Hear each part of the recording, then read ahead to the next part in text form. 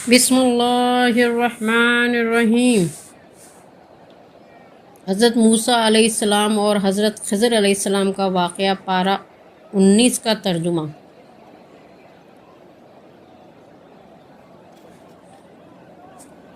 اس وقت کو یاد کرو جب موسیٰ نے اپنے نوجوان شاگرد یوشع بن نون سے کہا کہ میں اپنے سفر سے اس وقت تک باز نہ آؤں گا جب تک میں 2 دریاؤں کے سنگم پر نہ پہنچ لوں یا سالہ سال چلتا رہوں۔ پس جب دونوں 2 دریاؤں کے سنگم پر پہنچ گئے، اپنی مچھلی کا خیال بھول گئے۔ پس اس نے دریا میں اپنا راستہ سرنگ کی شکل کا بنا لیا۔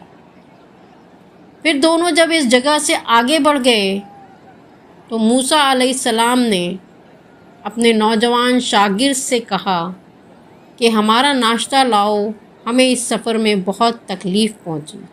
شاگرد نے کہا، ارے دیکھیے، جس وقت ہم نے چٹان کی پناہ لی تھی تو میں مچھلی کے تذکرہ کو بھول گیا اور مجھے محض شیطان نے اس کے تذکرہ سے بھول میں ڈال دیا اور اس نے دریا میں اپنا راستہ عجب طرح کا بنا لیا۔ حضرت موسیٰ نے فرمایا کہ ہمیں تو اس کی تلاش تھی، لہٰذا وہ دونوں اپنے پیروں کے نشانات تلاش کرتے ہوئے واپس لوٹے تو ان دونوں نے سنگم کے پاس ہمارے بندوں میں سے ایک بندہ کو پایا جسے ہم نے اپنے پاس سے خاص رحمت عطا کی تھی اور اسے ہم نے اپنے نزدیک سے ایک خاص علم سکھایا تھا۔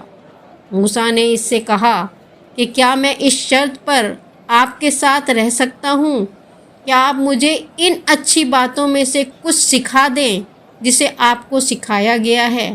اس نے کہا کہ بے شک تم میرے ساتھ رہ کر میری باتوں پر ہرگز صبر نہیں کر سکتے، اور تم اس بات پر کس طرح صبر کر سکتے ہو جس کی تمہیں پوری طرح واقفیت نہیں ہے؟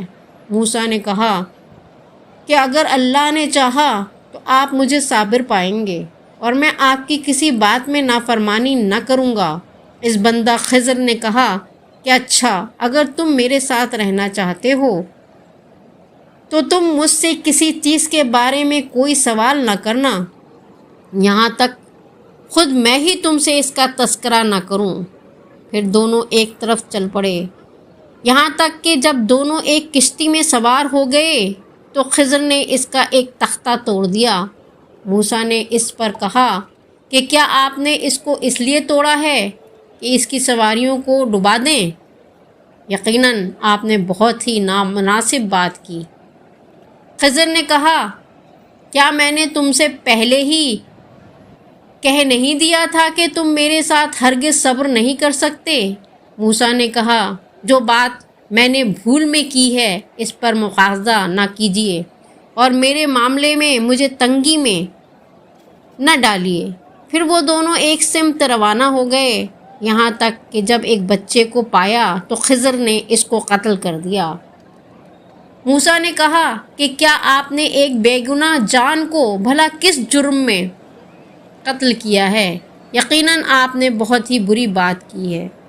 خضر نے کہا، کیا میں نے تم سے کہہ نہیں دیا تھا کہ تم میرے ساتھ صبر کی طاقت نہیں رکھ سکتے؟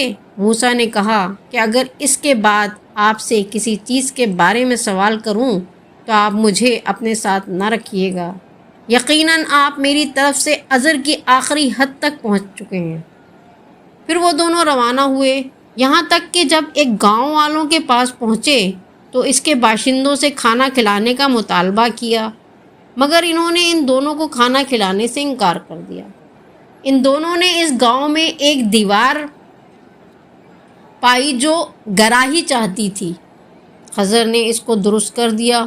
اس پر موسیٰ علیہ السلام نے کہا کہ اگر آپ چاہتے تو اس پر معاوضہ لے سکتے تھے۔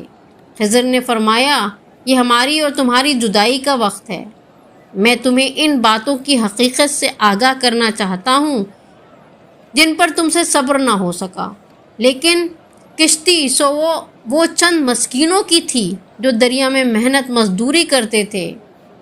پس میں نے چاہا کہ اس کشتی کو عیبدار بنا دوں، کیونکہ اس کے پیچھے ایک بادشاہ حکومت کرتا تھا جو ہر صحیح و سالم کشتی کو زبردستی چھین لیتا تھا، لیکن بچہ تو اس کے ماں باپ ایماندار تھے، بس ہم ڈرے کہ کہیں یہ ان دونوں کو سرکشی اور کفر میں نہ ڈال دے، لہٰذا ہم نے چاہا کہ ان دونوں کا رب اس کے بدلے میں انہیں کوئی ایسی اولاد دے جو اس سے زیادہ پاکیزہ اور ان پر اس سے زیادہ مہربان ہو۔ لیکن دیوار تو وہ شہر کے 2 یتیم بچوں کی تھی اور اس کے نیچے ان دونوں کا دفینہ مطلب خزانہ تھا، اور ان دونوں کے باپ نہایت نیک تھے۔ بس تمہارے رب نے چاہا کہ وہ دونوں بچے اپنی جوانی کو پہنچ جائیں اور اپنا دفینہ مطلب خزانہ نکال لیں۔ یہ سب کچھ تمہارے رب کی مہربانی کی بنا پر ہوا، اور میں نے اسے اپنی طرف سے نہیں کیا۔ یہ ان باتوں کی حقیقت ہے جس پر تم سے صبر نہ ہو سکا۔ یہ پارہ نمبر 19 الکہف رکوع 10 کا ترجمہ ہے، جو کتاب و سنت کے جواہر پارے حصہ اول و دوم سے لیا گیا ہے، جس کے تصنیف کردہ مولانا جمال الدین اعظمی صاحب ہیں۔ اللہ میاں اس آرٹیکل کا، اس مضمون کا ثواب و اجر مولانا جمال الدین صاحب کو دے اور اس کے پڑھنے والوں کو بھی اس کا اجر دے، آمین ثم آمین۔